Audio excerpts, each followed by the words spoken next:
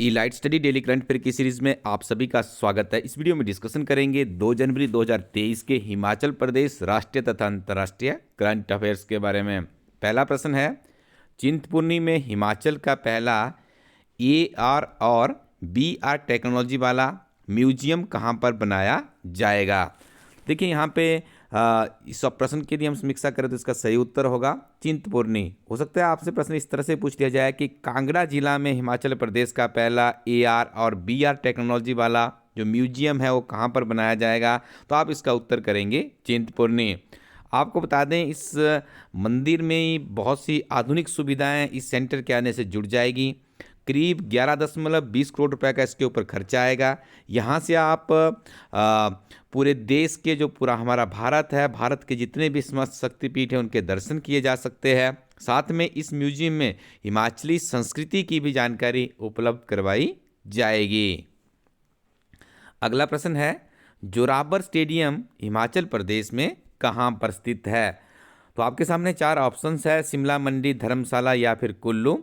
तो यहाँ पे हम आपको बता दें तो जोरावर स्टेडियम है ये आपका धर्मशाला में स्थित है।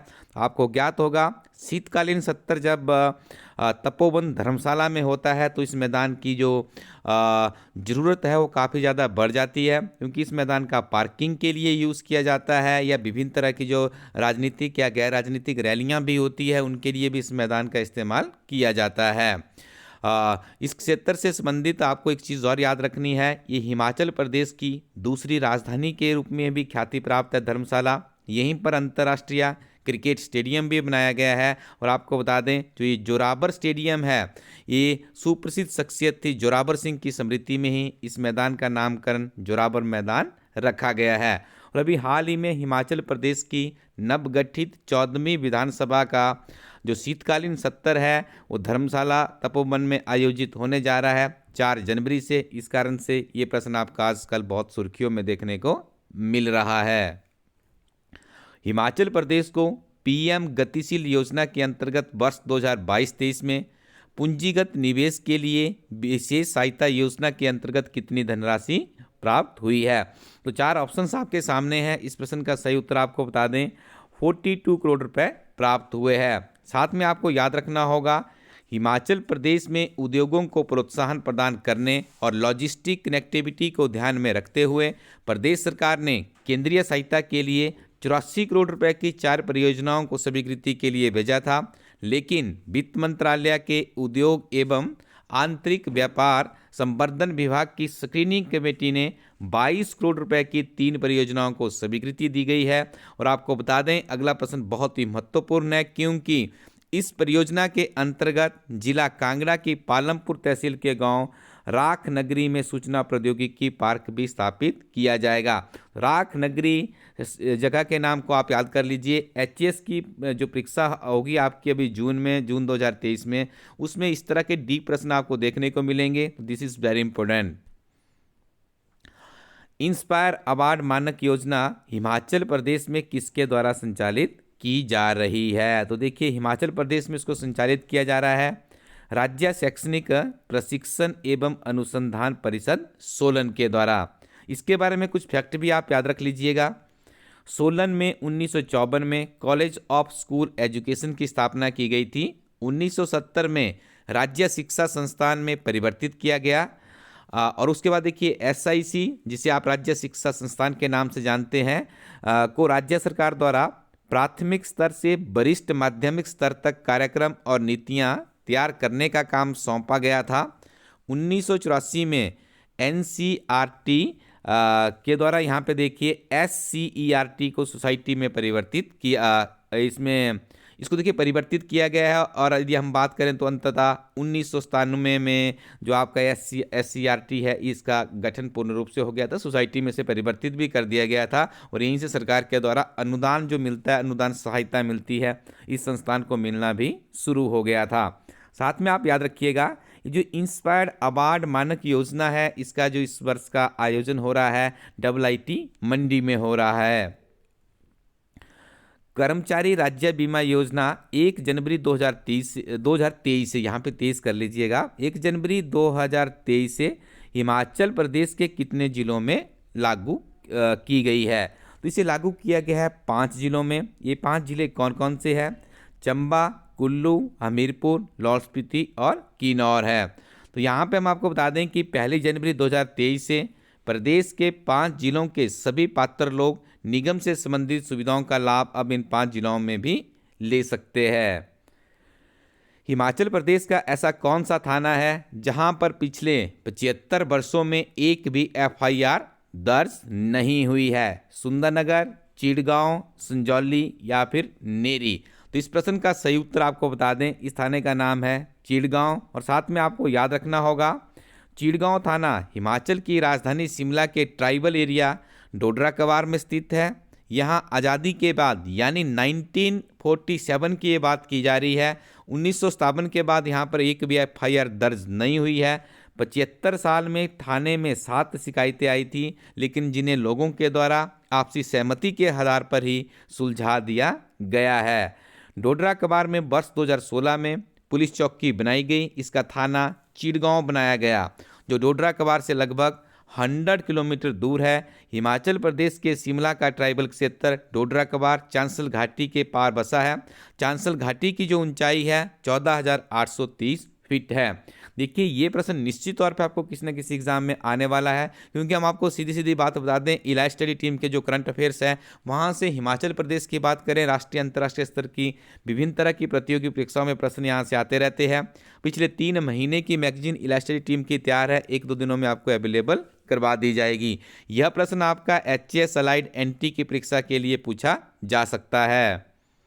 हिमाचल प्रदेश के किस गांव को अफसरों के गांव के नाम से भी जाना जाता है? देखिए, कोई ऐसा गांव भी अक्सर बिहार, उत्तर प्रदेश के बारे में आप सुनते होंगे कि बहुत से आईएएस ऑफिसर वहां से निकलते हैं, लेकिन हिमाचल प्रदेश में भी एक ऐसा गांव है जिसे अफसरों के गांव के नाम से जाना जाता है। तो इस गाँव का नाम है ठोलंग। ऑप्शन ए में इसका बिल्कुल सही उत्तर है। याद रखिएगा, ठोलंग गांव जनजातीय जिला लाहौल स्पीति में स्थित है। इस गांव से देश को करीब 100 अधिकारी मिल चुके हैं। 35 परिवार वाले इस गांव में 420 लोगों की जनसंख्या रहती है। 100% यहाँ पे देखिए, आप देख रहे होंगे साक्षरता दर है, और इस गांव से आईएएस आईपीएस भी निकले हैं। कई डॉक्टर और इंजीनियर भी देश में ख्याति प्राप्त हुए हैं। और देश में अंग्रेजी राज के समय में 19वीं सदी में यहाँ मिशनरी आए और उन्होंने 1920 के दौरान एक प्राइमरी स्कूल खोला था। तो देखिए, जब शिक्षा की लौ कहीं से जग जाती है तो गांव रोशन होता है। आप भी अपने अंदर पॉजिटिव एनर्जी रखिएगा, नियमित रूप से हमारे करंट अफेयर सुनते रहिए, इलाइट स्टडी टीम की बुक्स को फॉलोअप करते रहिए और आगे बढ़ते रहिए। हिमाचल प्रदेश का कौन सा गाँव एशिया का सबसे अमीर गाँव है? ठियो, कमान, मझाबड़ या फिर कामरू? तो इस प्रश्न का सही उत्तर होगा ऑप्शन सी में जो आप नाम देख रहे हैं, मड़ाबग। ठीक है, देखिए, आजकल इसी तरह के प्रश्न आपको कॉम्पिटिटिव एग्जाम में देखने को मिल रहा है। जो यूनिक प्रश्न है, यूनिक प्रश्न के ऊपर आपको विशेष तौर पे फोकस करना होगा। तो आपको बता दें, शिमला जिला के चौपाल के मड़ाबग गाँव को एशिया का सबसे अमीर गाँव माना जाता है। इस गाँव में सेब की खेती करने वाला हर व्यक्ति करोड़पति है। मड़ाबग में 225 से ज़्यादा परिवार हैं। यहाँ के बागबान हर साल औसत 150 करोड़ से 175 करोड़ रुपए का सेब बेचते हैं। मड़ाबाग से पहले शिमला जिले का क्यारी गांव, ये प्रश्न पहले भी पूछा जा चुका है कि हिमाचल प्रदेश का सबसे अमीर गांव कौन सा है, लेकिन वर्तमान समय में इसमें परिवर्तन हो चुका है। अब आपने मड़ाबग गांव को याद रखना है। मड़ाबग गांव शिमला जिले के चौपाल के अंतर्गत आता है। यह शिमला से 90 किलोमीटर की दूरी पर स्थित है। और मड़ागांव में 1953-54 में सेब की खेती सबसे पहले चियान राम मेहता के द्वारा की गई थी। ये फैक्ट भी आप याद रखिएगा। This is also very important question. आगे हम डिस्कशन करेंगे राष्ट्रीय तथा अंतर्राष्ट्रीय करंट अफेयर्स के बारे में। पहला प्रश्न है, वर्ष 2008 में कॉन्सुलर एक्सेस समझौता किन 2 देशों के बीच हुआ था? तो ये समझौता हुआ था भारत तथा पाकिस्तान के बीच में। विभिन्न तरह के समाचार पत्रों में आपको ये प्रश्न बहुत ही सुर्खियों में मिलेगा, क्योंकि हम आपको यहाँ पे ऐड कर दे, इस समझौते के अंतर्गत हर वर्ष 1 जनवरी और 1 जुलाई को भारत तथा पाकिस्तान सरकार के द्वारा जो उनके पास बंदी होते हैं, कैदी बनाए जाते हैं, उनकी सूची एक्सचेंज करनी होती है। तो इस वर्ष देखिए, भारतीय जेलों में 434 पाकिस्तानी बंदी है, जिनमें से 339 पाकिस्तान के नागरिक, 95 वहाँ पे मछुआरे हैं। पाकिस्तान की जेलों की बात करें तो यहाँ पर भारत के 705 बंदी है, जिसमें 51 नागरिक और 654 मछुआरे हैं।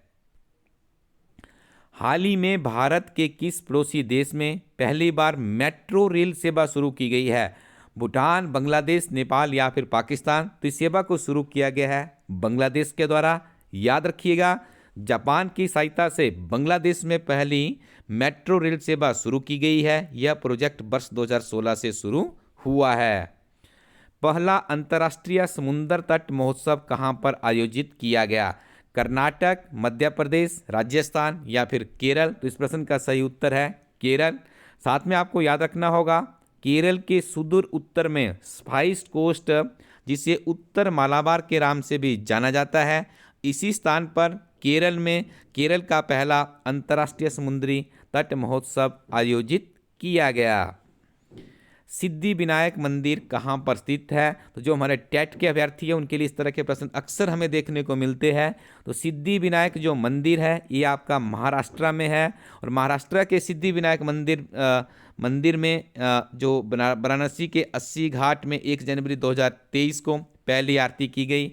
माननीय प्रधानमंत्री श्री नरेंद्र मोदी जी के द्वारा भी इसका शुभारंभ किया गया है, तो ये भी आप याद रखिएगा। किस राज्य सरकार द्वारा 500 मोहल्ला क्लिनिक खोलने का निर्णय लिया है? तो ये निर्णय लिया गया है पंजाब सरकार के द्वारा। आपको ज्ञात होगा, पंजाब में आम आदमी पार्टी की सरकार है और यहाँ के जो मुख्यमंत्री हैं इनका नाम है भगवंत मान।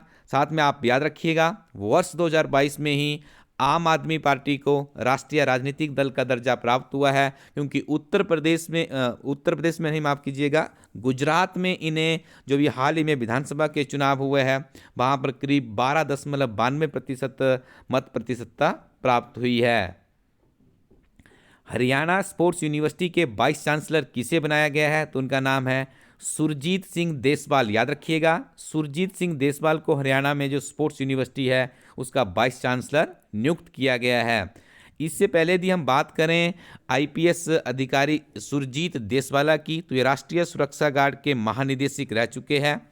वर्ष 2021 में भारत तिब्बत सीमा पुलिस के महानिदेशक के पद से सेवानिवृत्त भी हुए हैं। कैथलिक ईसाइयों के सबसे बड़े धर्मगुरु रहे पूर्व पोप बेनेडिक्ट 16वीं का कितने वर्ष की आयु में निधन हो गया? तो इनका निधन हुआ है 95 वर्ष में। याद रखिएगा, पोप बेनेडिक्ट 600 साल के इतिहास में इस्तीफा देने वाले पहले सर्वोच्च कैथोलिक धर्मगुरु भी थे।